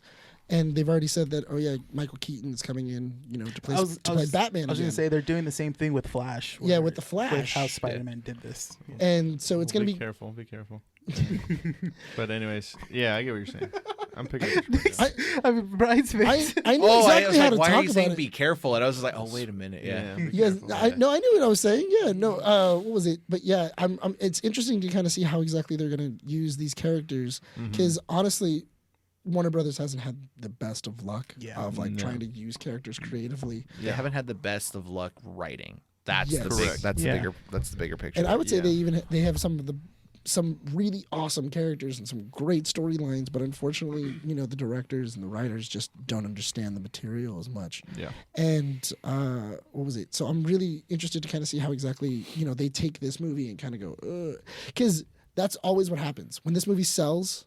Yeah. They then take it to a project that's still like working, and then go, what worked for that movie, and we got to put it into this one. Sure. And I'm really hoping that doesn't kind of fuck what's going on that movie set, because hopefully the movie's doing really well, and it's going to be really Hopefully the movie's doing really It's well. I think they're gonna make money on this movie. I really do. Oh, Well, it's no, kind of dude, over. It's $260 million. you couldn't find a seat for like the last week. You I still know. can't find I seats. still can't find seats. I've been trying to see it a second time. And See it in IMAX. I saw it in IMAX. Uptown Whittier. I bought the tickets the day before, and it was pretty easy. IMAX. if you're gonna watch it again, or if you're gonna watch it with someone else who hasn't seen it, IMAX. Really? Yeah, There's so much detail, and when we get into the spoilers, it's a movie. It's a movie Okay, made for IMAX. let's get into spoilers. Yeah, Nick, because we're talking a lot in detail that's like also saying nothing because we can't do the spoilers. Okay, so if you haven't seen the movie, please don't listen. Come back to it. I'm going to write in the description of the time slots so you can just jump to chapter if you haven't seen it or come back to it. We're going to get Bryan a baby aspirin. And He's gonna need it. Really so bad. spoiler alert to easily the biggest movie of probably the last 2 years yeah. Yes. probably I would. Yeah. I would with the definitely. pandemic. Yep. Mhm. I mean, So, all right, spoiler alert. Okay. Tobey Maguire. Okay, so way to bury the lead. so can I start off by saying one thing that you said like not that long ago, Yeah. that you compared this movie to Infinity War. And Yeah. you're not the first person. mistake. No, not big mistake, because you're not the first. You're not the first one to do it, respectively. Yeah. And Their marketing team did that. yeah, but I understand why. But I'm looking at it from a different perspective. Sure. So when if you were to ask me, what would you prefer to watch over and over again? You know, between Infinity War, Endgame, and this one, 100 times over. Really? And the reason as to why is because the way I see this movie is the production for this one pays more respects. It's harder to produce something that pays respects to something that has generations of work behind it Yeah. than to produce something that has decades of work already developed and is going to lead up to that. For sure. I get that. Yeah. Okay. There's so many things that you will know nothing about if you haven't seen all the Spider-Man movies. Uh-huh. For the most part. Like since Homeboy saves the chick at the end, if you didn't see Amazing Spider-Man 2, you'd be like, cool, he saved her. You don't understand the redemption. Yes. Correct. Yeah. There's a lot of that. So the beauty of this movie is that the kind of like because if you want my one-liner, this is the best superhero movie ever made. No, it's And you're going to disagree on it because you literally just decided to talk about DC for whatever reason. because I'm a DC fan. Exactly. We're still waiting on the Batman movie. Yeah. because So when Batman comes out, it's gonna be better than this. no. So Ladies. the reason as to why I say this is the best superhero movie ever made is because everyone has grown up with Spider-Man differently. And if we're going to talk Batman, everyone has grown up with Batman differently. Yeah. Everyone has consumed the media of those heroes differently. So I've grown up, ever since I was like 4 or 5 years old, picking up the comic strips and reading Spider-Man comics. Right. And then learning the history. Renee is on that same boat, reading the comics, watching the cartoons and everything. Yeah. My fiance just grew up watching the movies and kind of learning like the stories here and there, but hers was Tobey Maguire. Yep. I've known some people that only watch the Andrew Garfield run. This movie pays respects to generations of Spider-Man fans, be For it, sure. However you consume that media. Yeah. And what it did was it not only respected the fan base, but it also respected Sammy Raimi Yep. and Sam Raimi and the production team behind the first 3 Spider-Man. And In which way do you think? How did they, other than having Tobey Maguire they in there? brought back Toby and the villains and Yes. kind of wrapped up loose ends. They gave them a continuation without making another movie happen. That's actually And they respected the characters. They didn't change Toby's character to be this kind of like, oh, I'm a well-developed Spider-Man. They still gave him problems. They still made him Right. Spider-Man. Yeah. And they made him just they respected the kind of Spider-Man he is. Sure. The other interesting thing about that is that because they pulled a lot of these villains from the moment they were about to die inside those movies. So Right. it's kind of like, I have to grab a character from another movie, throw him into my movie, and he has to make sense. Yes. So his ambitions, his characteristics, everything else have to make sense for this movie, or else for the viewer that is coming in that has seen those movies, they're going to go, that's not the same guy. And then Webb's run of Amazing Spider-Man, that was actually cut short. So how do you kind of bring in a character and an actor who had a run of Spider-Man that ended abruptly? Yeah. How do you do that? And how do you respect the production team that did those 2 movies and anticipated a third only for the distributor to say, hey, we're not going to fund a third one? Right. You bring him in and you give him his own development and respect how the actor Andrew Garfield portrayed that Spider-Man. Right. Because when you look at Toby, Andrew, and Tom, they're not the same people. No. They're different in their own ways, and they're good at it for that reason. The way I see it, Tobey is not a great Spider-Man. He's a good Spider-Man, but he's the best Peter Parker. I agree. Andrew is the best Spider-Man, but an okay Peter Parker. Yeah. And then Tom is just the best of both worlds because we get him at a young age. He's developing. He's still got those quirks. He's got those one-liners, and he's still learning, you know? So we get the best of both worlds there. The scene that I'm going to refer to is when they first meet one another on the rooftop. That conversation wasn't for the Spider-Man only. It was for the fans and the production team that worked behind all 5 movies before that. Right. Because you're not only getting Tom Spider-Man to kind of boost up and get that confidence and, you know, mold him into the character he's going to be after losing. We're in the spoiler territory after losing Aunt May. Right. We're getting that conversation between Tobey and Andrew talking to Tom saying, we've done our run. We've been what you're going through. Here's what you need to do, and do not be afraid going on it on your own. Right. And if anyone knows Spider-Man, you know, the basics of it, what makes Spider-Man / Peter Parker the kind of character he is that he never gets a break. There's always loss, but he never gives up. And that's what makes him my favorite hero. He could be trashed around, thrown in the dumps, you know, constant death at his own hands. The biggest travesties that could come his way, he's always going to find a way to pick himself up. Right. And Tom hasn't had that moment until this movie. And the greatest thing about that is that he didn't have to go through it alone, because Tobey had the loss of Uncle Ben on his own. And he had to learn how to figure all that out. We didn't even get to it until maybe the beginning of the 3rd movie when he started to kind of learn it, how to adapt to it. But then the Venom symbiote came in. Andrew didn't experience that until the loss of Gwen. Even though most people are going to say, oh, it's Uncle Ben, that technically wasn't his fault. Right. Because there was misunderstanding. And we've all had fights with, you know, parental like figures and stuff like that in that sort of sense. And I could relate a lot to Andrew's. It's less his fault than the Tobey one. Yeah, I can relate to his journey a lot, you know, losing Uncle Ben. Right. But that didn't shape him the way Gwen's death did, because it was at his own hands. And if we would have had a 3rd movie, we would have seen how that could have developed him into, you know, the best version of the Spider-Man that we could have gotten. Right. That 3rd movie would have been weird, because it would have been about like his dad and like he has spider blood. Exactly, but we would have gotten a better molded Spider-Man, I think. That movie would have been weird. Yeah, story-wise, yes. But here we have Tom developing and not on his own, Right. and learning to be the best person he could be with other figures out there. So yeah. Okay. What's with the smirks? What's with the smirks? No, it's just Y'all wanted my actual take. The thing is, I know what Steven's coming from. It's just like, because when you talk, which is great. That's the thing. We love to hear you talk. But the thing is that you're just like you're putting it all out there, and then it's just us taking it in. So I saw Steven just like, all right. How do I respond? I'm not hating at all. Yeah. I could tell that you're super passionate about Yes. it. Yeah, and that's my guy. Really comes across. That's Yeah. cool. So here's my response to that full Thanksgiving dinner plate of a response. All right. I agree. I don't disagree with anything you said. And my referring back to why I linked it to Infinity War is because you're getting there's a lot of moving parts. Yeah. With both movies, right? It's entertaining if you just went and saw it, but it's 10 times better if you know the moving parts. Right. Right. I think that's kind of clear. Obviously, yeah. But I would say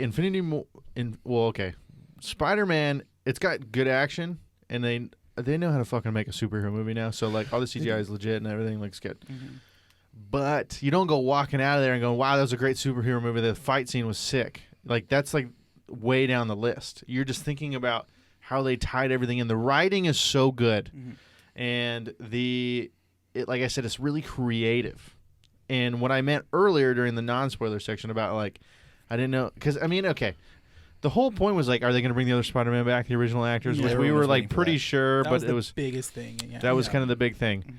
And I didn't know if they were going to bring any more villains in, which they kind of released all that in the trailer. So it was like, okay. But 20 minutes in, you're like, oh, they got everybody locked up already. I'm like, where the fuck does the story go from here? That's to me, true. it was That's right. right. It's very good. I was like, oh, so they're just going to get out somehow, and now they got to re-catch them? I was like, that's fucking lame. I was kind of like, I don't know. Because the whole point, I'm like, all right, obviously these people come back, and they fucking fight them, and then they have to figure out how to get them back. And then maybe the other Spider-Man come in. But like I said, 20 minutes in, you're like, I already thought the whole fucking story has been completed. So I was like, now I have no clue where they're going to go. And the whole part about like how he doesn't want to kill him, and that whole thing I didn't see coming. So that's what I meant about like what you think is the whole plot gets diminished in 20 minutes. And the creativeness of doing it that way and everything past that. And it's just cool to see a superhero movie for one, and also just a new movie where you're like, I have no idea where it's going. No, and that doesn't happen. I think the whole reason of that is just, again, when they were making the trailers and showing you, well, we have to show the audience a little snippet of this movie, of where it's going, what's the point of it. You can't really successfully do that without spoiling it. That's the thing. Right. So they had to do what they can and stuff For sure. like that. And I think that's, when you saw the trailer, you thought of a single plot. Right. When really the movie, it goes into different directions. Yes. And it also doesn't help its case when you have multiple series before this one's supposed to come out. Right. That expands on the bigger mystery of like how they're going to continue on the next phases. Sure. Sorry. Because you had your big payoff with Infinity War. Right. If you watched like the first 3 phases of the MCU, your big payoff is the Infinity War Endgame movies. Right. Here, you're getting your build up, and then you get this movie coming out, but Right. you're anticipating all these different things because you had Loki, you had WandaVision, all these different things. Yeah. So I mean, like when we were talking about it earlier, of like we were sending images back and forth to each other of spoiler stuff. There was an image of all 3 of them together. Yeah. It was this scene where they're all standing with their masks off and On the Statue of Liberty. on the new Statue of Liberty, and that was an image that we were sending back and forth to each other. So we already kind of kind of assumed They're gonna be the other on 2 it. are going to be here. And just another thing, it's like you're taking villains from different Spider-Man yeah, properties. It would be a waste if It's that's kind of a Spider-Man no-brainer. did. It's like But a you still opportunity. don't know, Right. until you saw the spoiler. But it's still. And then the other one was Charlie Cox's Daredevil. Yes. that I did not see coming at all. Oh, really? Yeah, So that was a cool moment for you to I think Yeah. we knew because we've been that invested into it, so we anticipated its release or its reveal. Yeah. I will say that his reveal was short-lived. I understood why, because it was kind of like a way to confirm that Charlie Cox was going to be in the MCU projects moving forward. Yeah. Yeah, well, because we were talking about it, and I think we thought it out, and I kind of felt like it was the writers' room of, okay, well, Spider-Man gets arrested. Okay, so who gets him out? Like, how does he get out of jail? Okay, so we need something to get him out of jail now. All right, well, he needs a lawyer. What lawyer is in Queens? Well, Hell's Kitchen's down the street. Yeah. Right. And Charlie Cox does a lot of pro bono work. Okay, Yeah, Daredevil does pro bono work. Obviously, he would come help Spider-Man. Right. And then Peter we were Parker like, doesn't have, obviously money. That's yeah, the thing. because Peter Parker doesn't have money. So obviously, the perfect person to put there would be Daredevil to kind of go like, okay, he needs a free lawyer here, or either that or She-Hulk. I mean, those are the only 2 Lawyer characters in New York. He was also Parker's lawyer in the Sins of Our Fathers arc of the 90s Spider-Man cartoon. Yeah. So there was All my listeners already knew that for sure. Right? Yeah, obviously. Yeah. That's like, you have to know that. but there's because Spider-Man does a lot of crossovers with a lot of different people, like Blade. He does a lot of crossovers with with Mephisto. He does a lot of other Fantastic things. Four. Fantastic Four. He hangs out with Johnny Storm all That's the the time. thing. It's like a lot of Marvel characters just love to hang around New York Spider-Man. City. No, just New York City in It's the general. other way around. It's Spider-Man likes to hang out with them. Yeah, that's true. Because he wants to be the Avenger, and everyone's like, "You're just an annoying piece of shit, dude. Like, get out of here." I'm still looking forward to the Fantastic Four coming in and then him becoming best friends with Johnny Storm. Because we get the Fantastic Bagman. Because we get Fantastic Bagman, Yeah. which is gonna be great. So, okay, quick little story, right? So I'm driving there with somebody to go see this movie. It's right after work. I think I saw a 3:40 show. I get home right around 3, so it was like she was going to get some snacks that we snuck in there like daredevils. And anyway, so we're driving there, right? We're like 2 minutes away from the theater. she got one of the things she got was Sour Patch Kids. Okay. Okay. I've recently got some dental work done, and so I have 2 temporary crowns in. Oof. And they tell you like, hey, Don't eat because of the holidays, normally it's 2 weeks. Now it's gonna be like 3 weeks till we get your actual like molded from the lab crown. So they put this temporary plastic thing over your tooth and like cement it in. And they're like, don't eat anything crunchy or like whatever. One of them's already broken when I ate pizza, which I'm like, that was lame. The first time I went to eat, one broke. So now here we are, like, it's very annoying. Yeah. And now you have to go like make another appointment and go back in, and it's And they give you like that, just like, well, what happened this time? You know, right. Like, And I'm like, dude, I ate. living my life, dog. Right. So, dude, first like 2 bites of Sour Patch Kids, I'm driving to the theater, and my tooth, for whatever reason, is just like I popped like a big old thing of ibuprofen, but it takes like 30 minutes to kick in. Right. So my dude, just breathing through, like I could feel the air hitting my tooth. It's just like ultra sensitive. I'm like, fucking please kick in, because I forgot to bring it to work, and I just got off work, so I got home, took aspirin, and now we're driving to the theater. And I go to chew on this thing, and it just, you could feel it. It's like just breaks, and now I have like a bare, super sensitive tooth. And so like we're walking up, and I'm like holding this like fake cap thing. yeah. And I'm like, this movie better be the fucking best movie. all this torture I had to go through. Yeah. I'm like literally like blowing out my tooth, like it's on fire. It got better, and I'm glad, because it would have just like not ruined the movie, but it would have been as Your good if you're just experience. sitting there like in Yeah. pain. But that was like my intro. So we're walking up, you know what I mean? And then there's just like all these people like, oh my God, Spider-Man, just doing the whole thing, you know what I mean? And I'm just sitting there like, I didn't know you went to the weird village. Brian's crying, you know what I mean? Just walking out crying. How'd you like the movie? Renee's consulting some dog outside. But like, no, that was my intro into it. And then 20 minutes in, like I said, I was like, where the fuck is this movie going? Yeah. And then it turned out to be really good. Is the best way I could explain it, and I love explaining it this way. I felt like Watts basically just grabbed like a box of 2,500 Lego sets and just dumped it on the floor and said, all right, I got to build something out of this. Yeah. Because that's essentially the entire setup is dump everything on the floor, get your instructions, and build it. And it's either going to work or it isn't. And it worked. I really hope that it was, because I really hope like later on, once they start doing like more press for this, or they start doing behind the scenes stuff, that we end up finding out that Watts did the same thing that Robert Rodriguez did. Oh yeah. Who's that? Robert Rodriguez, the person that did Machete, he also did Desperado, Okay. Planet Terror. Planet Terror, Once Upon a Time in He Mexico. did the Spy Kids movies. He also did the Spy Kids movies, yes. Oh, Spy Kids. Yeah. I got you. He's like, oh, that one I know. Yes. I'm following now.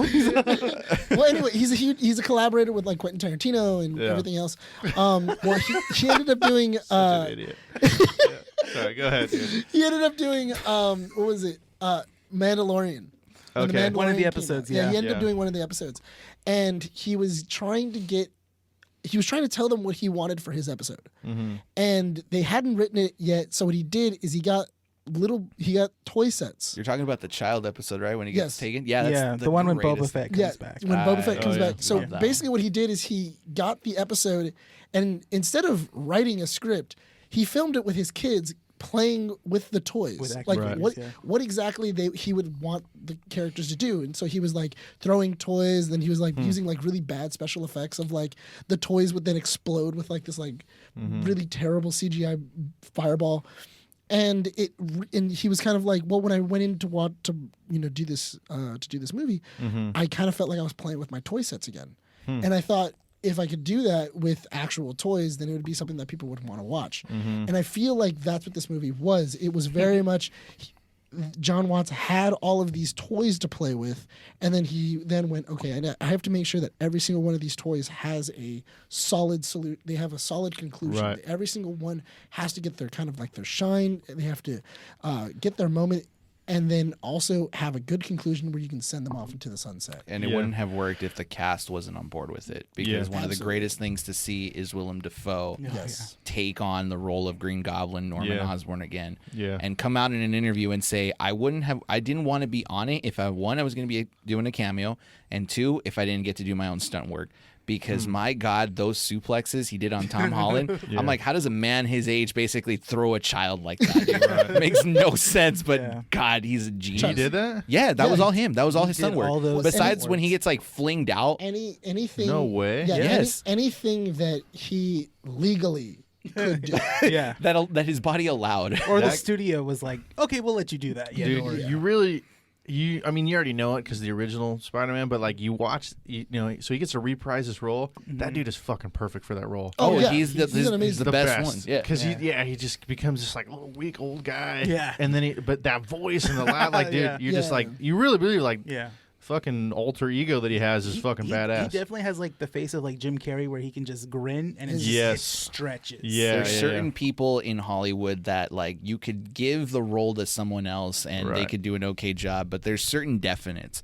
Like Kevin Conroy being the voice of Batman animated for like the solid one, and I don't think there'll probably ever be someone else.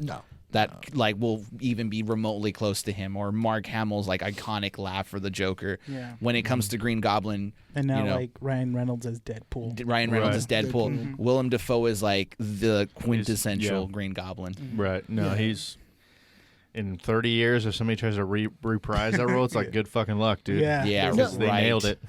Honestly, I wouldn't be surprised if, in 10, 15 years when they were trying to redo it, it's going to be the Jack Nicholson incident. Because a lot of people didn't want to do Joker after Jack, just because everybody was like, well, I can't compete with Jack. Yeah, because he did a good job. He did an amazing job. And honestly, Willem Dafoe is an actor that does not get enough credit and does not get enough jobs. Because he is an amazing actor, but he's always kind of done very low budget movies. He's known for like John Wick and Boondock Saints and everything else.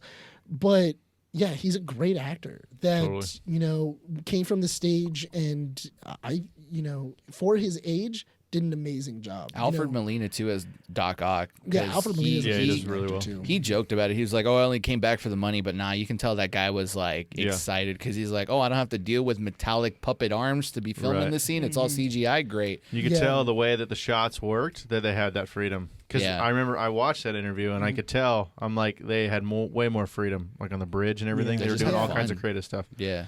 Okay, well, scale of 1 to 10, where do you guys rank it? 10 being it's the... Why did you limit it to 10? Jesus. 10. Scale of 1 to 10, I give it 100.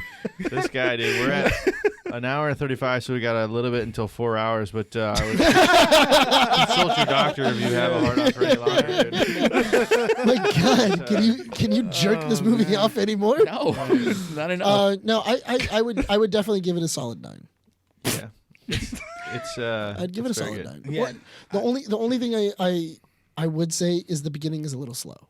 It's messy. It's a little messy in the beginning. Yeah. It takes a little bit of time to kind of to warm the engine up. Yeah. And to get the story moving and everything else, because you're dealing with whatever happened in 2. You're dealing with the last movie's kind of like problems, because we can't just immediately go, well, we're gonna forget that, and then we have to deal with these like people that are coming from different universes. We have to give him a reason to bring. That's them what I thought. I was like, they're really driving home the fact that giving him a reason to like change the whole fucking world with the spell, because people like they had to. If that was a 5-minute bit, you'd be like, this is all caused by him complaining about some stupid little thing. You had to really drive it home. His life sucks because of it. Yeah, and I thought it was really funny because Doctor Strange has a great line in that where he goes, "Well, I mean, I'm sorry, you went to the college and you tried to try to appeal it," and then he goes, "You can do that?" Yeah. He goes, wait, you didn't even didn't even click with you before you try to brainwash the entire world. Well, you put it like that. You said something at the end of the movie that really, like, I think summarizes the kind of like thought process that we all went through. Is how do you reboot something without necessarily rebooting? Oh it? Yes. Yeah. And it's 100% true. So I think if we're gonna grab anything from that movie, it's that. It's a reboot. How do you start off year 1 again? Right. So I give it a 9. 9. You're a 10. Is that a In all seriousness, a 9. Yeah. Like, it's that first third of the movie that's very sloppy. Yeah. But that's what that makes needs it to be like that. Yeah, That's there's no honestly. way you can make that movie a solid 10. Like, there's just no way. You literally have to dump your Legos on the floor and get your instructions and hope to God what comes out of it is like fireworks. No, I agree. That's what the new Batman movie's gonna be. A solid. Shut 10. up. I would say, I would say probably right around there. 8.9 to a 9. Yeah. Yeah. The repeatability, though, I would say is a little bit less. I don't know. It's a really good movie, but you already the big reveals is part of the how great it is for the first Right, time. right. So That's if you already the thing. know it, I haven't seen it twice though, so I'll see. So that's If- the thing. You do need to see stuff like that, like those type of movies a second time, especially like You see more how shit. like Endgame and stuff like Yeah. that. When those came out, I think I saw Infinity War in theaters like 'Cause 7 times. That reminds me. Because my thing for like repeatability, I would say, does it have like the same repeatability as like Guardians? Yeah. Am I allowed to I- nerd out one more time? Yeah. What am I gonna say? No. This is just one like Don't worry, 1 minute I line. will. No. No. So there's one line, and this is why the repeat. Oh, I can't say it. Repeat watching it Yeah. would work. The second time around, I caught something, and I'm like, okay, this could potentially set up for future movies. So when the cast is about to be, or the spell's about to be cast, Wong is leaving. The guy that's going through the portal, and Doctor Strange is basically saying, "Oh, I can basically do this." Wong says one line, and he says, "Just leave me out of this," and then walks away. Right? You can interpret that one of two ways. One, the cast or the spell was casted with everyone forgetting who Peter Parker was. Except for Wong. That's the second way you can see it. The second way you can see it is exactly that. That when Doctor Strange casted the spell, he wanted everyone but Wong to forget. Right. So at the end of the movie, when he cast that spell and everyone forgets who Peter Parker is, Yeah. Wong was never in the original spell. So in future movies, possibly in Doctor Strange 2 or any other time we're going to see Spider-Man and Wong pops up, Right. Wong is the only character besides anyone else that's out there in space, like the Guardians, Captain Marvel, the other Thor. character, Thor. Yeah. They're all going to know who Peter Parker is, but Wong is going to be the only Earthbound character that's going to know Still no. that's that. So that's why it works, because you'll pay attention to those kind of things and be like, oh, yeah, MJ's also wearing the necklace from number 2 at the end of the movie. Oh. Yeah, she's wearing the Black Dahlia necklace on her Yeah. neck. So there's small little details like that. Because something still compels her to wear that necklace. So she's still in love. You guys really noticed the shit. Yeah. Also, Flashpoint, when Flash reveals his book, that's a play on DC's Flashpoint. Yes. Oh, really? Yeah. Yeah, because when DC redid their entire lineup, it was called Flash did a Flashpoint, where it was a change in the multiverse that would then change the entire world. And essentially, he went back in time and saved his mom, Right. which then changed everything. And then when he went back to let his mom die, to fix everything, all the universes then combined together and became one. So it was a nice little play on like, oh yeah, Flashpoint. We're messing with multiverses and doing all these other things. Dude. Yeah. Yeah, it goes deep. That's a thing. No, Wow. honestly, if you have the time, watch it, read it. It's really dope. There's a Batman that has guns and like does not care. Yeah. And just like kicks people off of roofs and just And watches them it's die. Bruce Wayne's dad. Yeah. Really? Yeah, Yeah. but Thomas Wayne. Yeah, everything in that universe, everything swaps. So like instead of landing in Kansas, what was it? Superman lands in the middle of Metropolis, so he gets taken by the government. Really? Bruce Wayne is the one that dies in the alley instead of his parents. So then his mom goes crazy and turns into the Joker, and then his dad turns into Batman to like stop her. Oh, wow. And So you say, it- I talk it's so much. insane. Look at it. Look at this Well, guy. no, that's the thing. He's talking Batman, so that's Yeah, That's, right. oh, yeah. 'cause I'm the only spot- no. I'm saying the reason why you talk so much is because you were talking Spider-Man. Yeah, I And know. now he's talking so much because he's talking Batman. which is okay. No, it's like I'm Okay. just saying. Just say yes. It's all okay. Yes. it's all okay. I'm just saying. But anyway, when you get someone to talk about something that they like, they spew out word vomit. But yeah, but honestly, if anything, it's even a really cool movie. Like, go check out the movie. The movie's I'll actually check it really out. cool. Yeah. Okay. Rad. Okay. You guys ready to wrap this thing? No, yeah. Yeah. Thank let's you do for it. having Yeah, us, thanks for honestly. having us. This is great. Yeah, dude. Thanks for coming on. Real quick question. Try to do it quick because we're already at an hour 42. What does standing still mean to you guys, really quick? Taking a break, taking it easy, just kind of soaking in the present. Okay. Just kind of like rethinking about all your decisions and just kind of reevaluating your history on your own and stuff like that. Okay. I like it. Taking in your surroundings. If you would have tied in Batman, I would have fucking just hit stop. Okay. You know what? Honestly, I thought about it, but then I was like, no, I should take the question. I should take the question seriously. Right? Like, No, but yeah. When his parents died in that alley. He was standing still. He couldn't move, Yeah. and that's why he hates himself. Go ahead. No, I would think, what was it, like listening to your surroundings, kind of seeing what needs to change and what exactly you can keep. Right on. Cool. Thanks, boys. Thank you. Thank you. Honestly, this was fun. Yeah, this is Keeping Up with the Nerds. Check it out on YouTube and wherever you listen to podcasts. absolutely. All right. Take care, everybody. If you enjoyed this content, be sure to check out the Standing Still podcast, both here on YouTube and wherever else you listen to podcasts.